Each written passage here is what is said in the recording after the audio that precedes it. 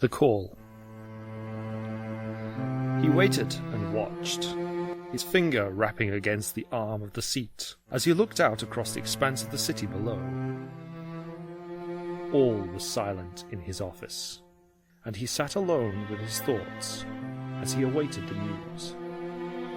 There was no easy decision to make here. The hammer had to fall somewhere, and a statement had to be made. His investors were pushing for some sign of his commitment, and he could not afford them to lose faith in his ability to deliver. Enter. He remained in his seat, watching the sun set as the assassin walked into the boardroom. She made barely a sound, only the whisper of the door closing behind her, the indication anyone had entered. Well, is it done? The report is at your desk.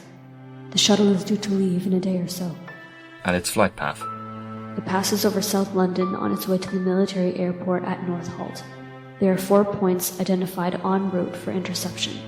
Where for maximum impact? Croydon.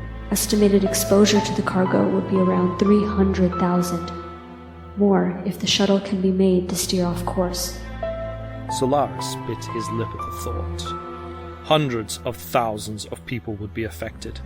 His investors would not think twice at such a loss of human life. But as much as he tried to steel himself, he struggled to ignore that part of him that tried to justify an alternate path. The shuttle could be made to deliver the payload earlier. Less civilian-rich target? The assassin sensed his unease. He could not afford to falter now. No. Proceed as planned. Croydon it is then. How soon can you rendezvous with the shuttle? They dock at Orbital 5 before making their landing approach. I'll be joining them then. No witnesses. No one can survive that crash. The alternate black box recorder is awaiting you with the rest of the luggage you requested. She nodded, turning to leave, even as he stared back out across the orange-tinted cityscape before him. Everything would change come the morrow. Snipe.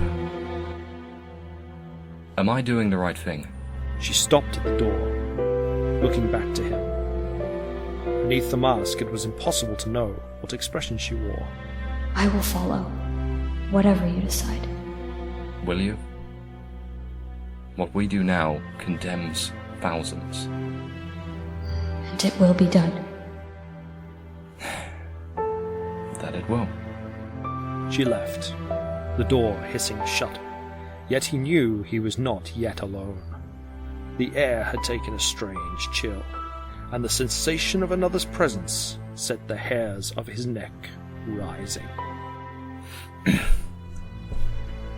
The plan is in motion, as I promised. I presume you heard us. The Sedis is in position? The shipment is being brought down from the moon for processing, at a neutral plant. The shuttle will come down somewhere south of the Thames River.